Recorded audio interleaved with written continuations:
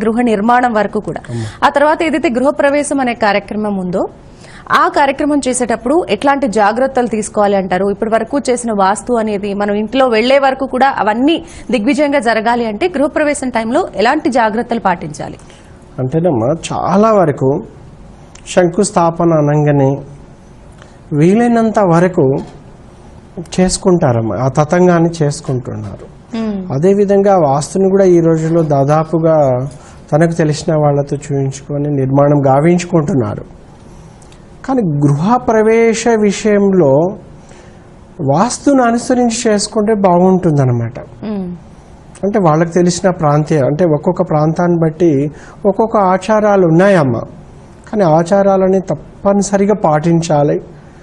దాంతోపాటు మన పూర్వీకులు ఇచ్చిన సాంప్రదాయాన్ని అంటే మన వంశానికి ఒక సాంప్రదాయం ఉంటుందమ్మా. ఏది గృహప్రవేశం చేసుకునేటప్పుడు ఆ వంశ సాంప్రదాయాన్ని తప్పనిసరిగా పాటించాలి. అది కూడా పాటించాలమ్మా. దానివల్ల ఏమవుతుందంటే మనకు పెద్దవాళ్ళ ఆశీస్సులు కూడా దొరుకుతాయి. వాళ్ళు ఎక్కడ ఏ లోకంలో ఉన్నా వాళ్ళ ఆశీస్సులు ఉన్నాయి. ఎందుకంటేనమ్మా ఇప్పుడు ప్రతి ఒక్కరు కూడా తన సంపాదన కావచ్చు, ఏదైనా కావచ్చు, తన వంశం కోసమే తన జీవితాన్ని సమయాన్ని కేటాయించుకుంటూ తను వెళ్ళిపోతుంటాడు.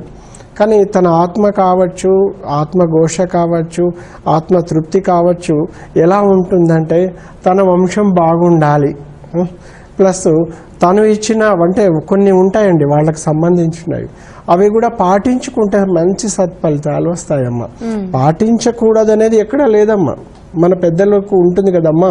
ఇప్పుడు ఏ ఆహారం తీసుకుంటూ అలా వస్తుంటామో అవి మన ఆరోగ్యానికి చాలా బాగుంటుంది. అలాగే ఇక్కడ కూడా మన పెద్దలను అనుసరించుకుంటూ కూడా చేసుకోవాలి. కాకుంటే ఇక్కడ మనం ఎలాంటి తప్పులు గృహప్రవేశ సమయంలో చేయకూడదు అనేది కొన్ని విషయాలు తెలుసుకోవచ్చమ్మా. గృహప్రవేశ విషయంలో అమ్మా ప్రధానంగా మొదట చేసే చిన్న చిన్న తప్పులు అమ్మ, కానీ పెద్ద పెద్ద సమస్యలు అనుభవించాల్సి ఉంటుంది. ప్రధానంగా గృహప్రవేశము తతంగంలో అమ్మ ఇప్పుడు ముహూర్త విషయం చూసుకోవాల్సిన బాధ్యత ఉంది. ముహూర్తంలో ఏదైనా ఒక మంగళవారం రోజు, శనివారం రోజు, అంటే కొంతమంది వ్యవహార నామాన్ని బట్టి నక్షత్రమిక వ్యవహారాన్ని బట్టి గృహప్రవేశాలు చేసుకుంటూ ఉంటారు.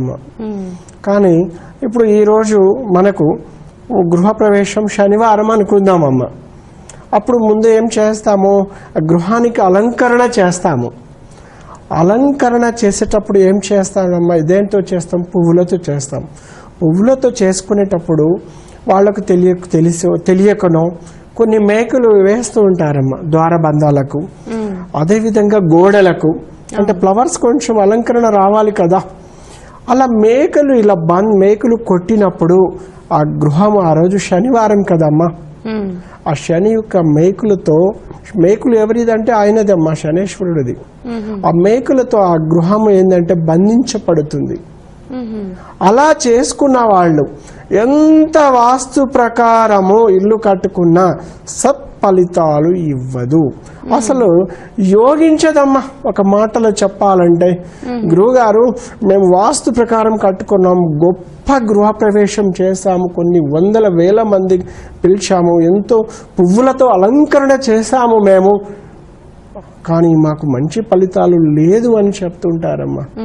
అందుకనే గృహప్రవేశ విధానం చాలా సమయం పడుతుంది మనకు. ఏ తప్పు చేయకూడదంటే ఆ తప్పు చేయకుంటే వాళ్ళకి మంచి జరుగుతుంది కదా.